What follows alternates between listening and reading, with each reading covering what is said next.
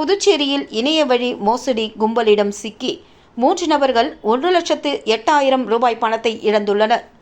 புதுச்சேரி நயினார் மண்டபத்தை சேர்ந்த ரவி என்பவரின் மனைவியிடம் ஆன்லைனில் முதலீடு செய்தால் அதிக லாபம் கிடைக்கும் என்று தெரியாத நபர் ஒருவர் கூறியுள்ளார். இதனை நம்பி அவர் 70,380 ரூபாயை முதலீடு செய்துள்ளார். அதற்கு பிறகு எந்த பணமும் வராமல் ஏமாற்றப்பட்டுள்ளார். மேலும் புதுச்சேரியை சேர்ந்த நிடோடி ராமாபாட் என்பவர் எகிப்தி நாட்டில் உள்ள ஒரு ஓட்டலில் 2 அறைகளை முன்பதிவு செய்துள்ளார். பிறகு அவர் அறை முன்பதிவை ரத்து செய்துள்ளார். ஆனால் அவரது கிரெடிட் கார்டிலிருந்து 38,248 ரூபாய் எடுக்கப்பட்டுள்ளதை கண்டு அதிர்ச்சி அடைந்தார். மேலும் ஜிப்மர் வளாகத்தில் வசிக்கும் நயன்தாரா என்ற பெண் இன்ஸ்டாகிராமில் ஒரு விளம்பரத்தை கண்டுள்ளார். இதில் குறைந்த விலைக்கு கம்மல் விற்பனை செய்யப்படுவதாக தெரிவிக்கப்பட்டுள்ளது.